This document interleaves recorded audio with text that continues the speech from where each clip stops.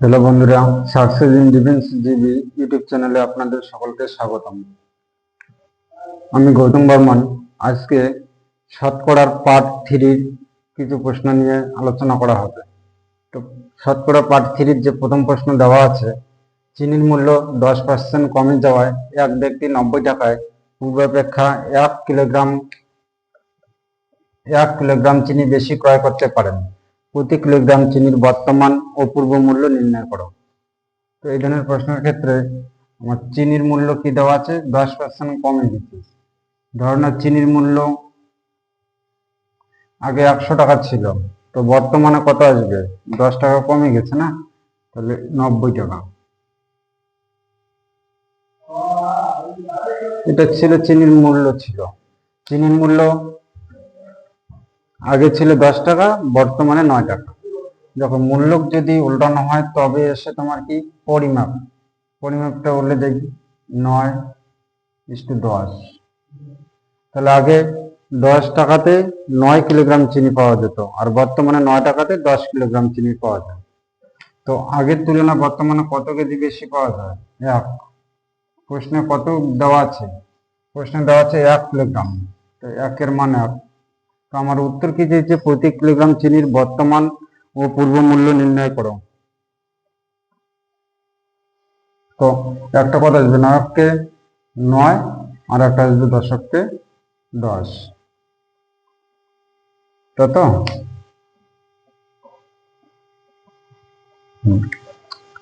তারপরে প্রতি কিলোগ্রাম চিনির বর্তমান ও পূর্ব মূল্য নির্ণয় করো। প্রতি কিলোগ্রাম চিনির বর্তমান মূল্য কত টাকা ছিল? 90 টাকায়।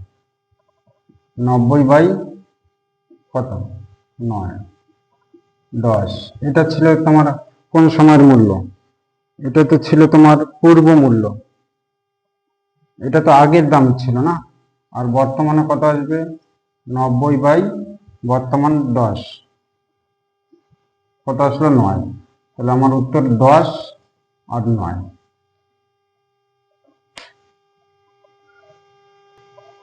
তো 2 নম্বর প্রশ্ন আছে, যদি a মাইনাস বি এর 50% সমান সমান a প্লাস বি এর 30% হয়, তবে বি এর কত পার্সেন্ট সমান সমান a হবে?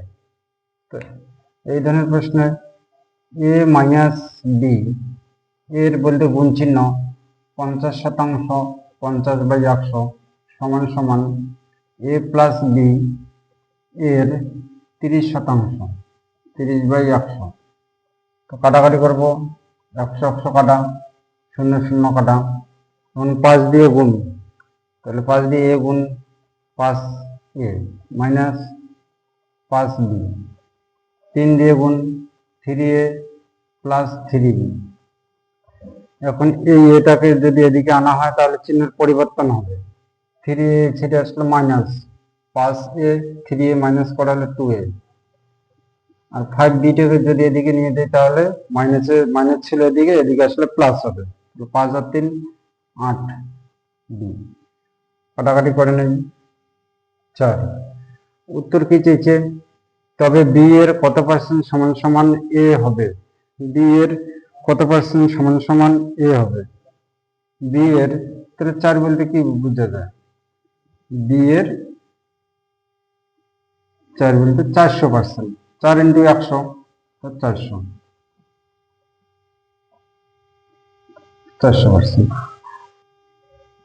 3 নম্বর প্রশ্ন আছে, কোন শহরের বর্তমান জনসংখ্যা দেওয়া আছে, বার্ষিক বৃদ্ধির হার 2% হলে 3 বছর পর জনসংখ্যা কত হবে?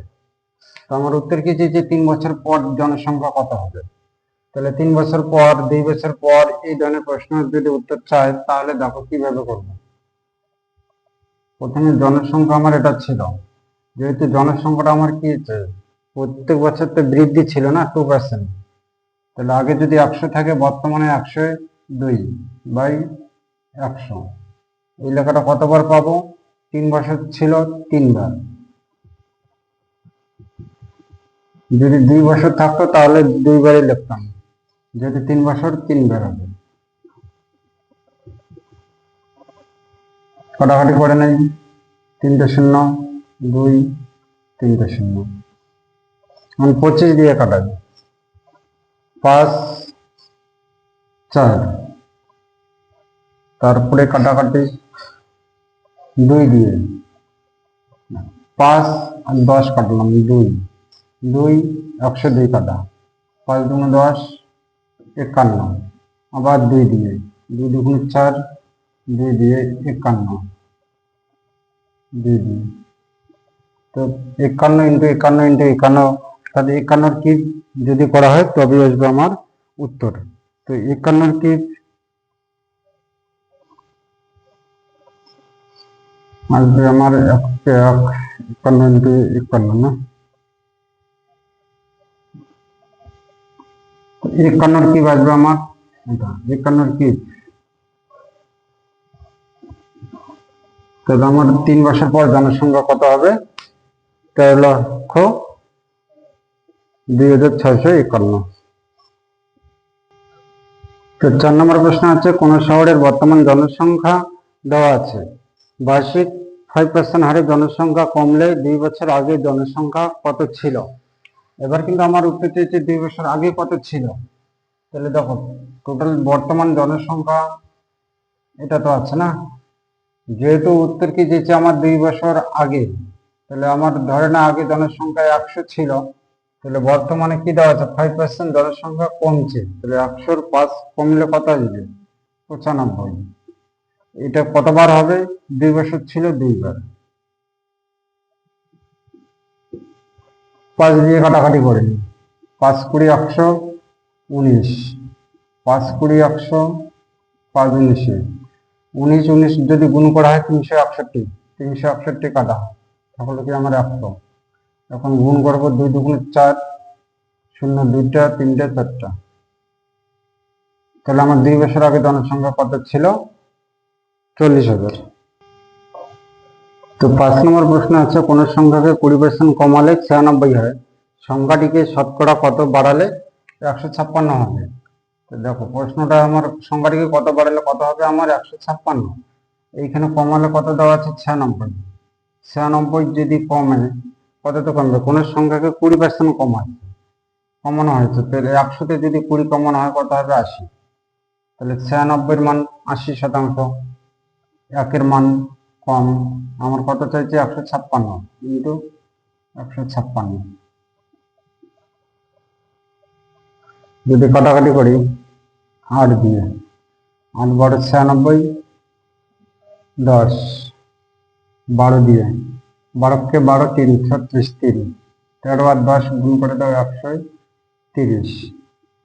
উত্তর কি চেয়েছে আমার সংখ্যাটিকে শতকরা কত বাড়াবে, তো সংখ্যাটা আমার তো শুরুতে 100 ছিল, তাহলে কত বাড়ালো 130 মাইনাস 100 সমান 30%। আমার সংখ্যাটিকে যদি 30% বাড়ানো হয় তবেই 156 হবে।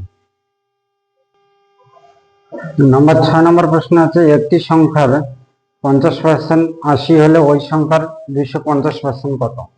প্রশ্ন কি দেওয়া আছে, 50%-র ভ্যালু আমার কত আছে 80, 1%-র ভ্যালু সবসময় কমবে, কম মানে ভাগ, আর আমার চাইছে কি 250%-র ভ্যালু কত বেশি, 250, 0 0 কাটা, 5 5 25, তো 50 আর 8 গুণ করে 5 × 40, 400, তাহলে উত্তর কত আসলো আমার 400।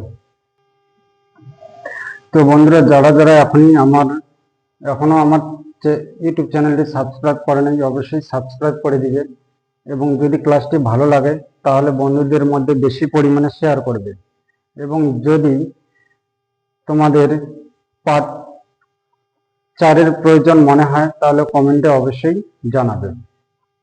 তো চলো বেশি কথা না বলে শুরু করি। নাম্বার 7, একটি নির্বাচনী কেন্দ্রের ভোটারদের 80% ভোট দিয়েছেন এবং বিজয়ী প্রার্থী প্রদত্ত ভোটের 65% ভোট পেয়ে নির্বাচিত হয়েছেন, তিনি মোট ভোটের শতকরা কত ভোট পেয়েছেন। তো উত্তর কি চেয়েছে, তিনি মোট ভোটের এখানে ভোটারদের কত পার্সেন্ট ভোট দিয়েছে 80% না, তাহলে টোটাল ভোট কতগুলো আছে আমার 100,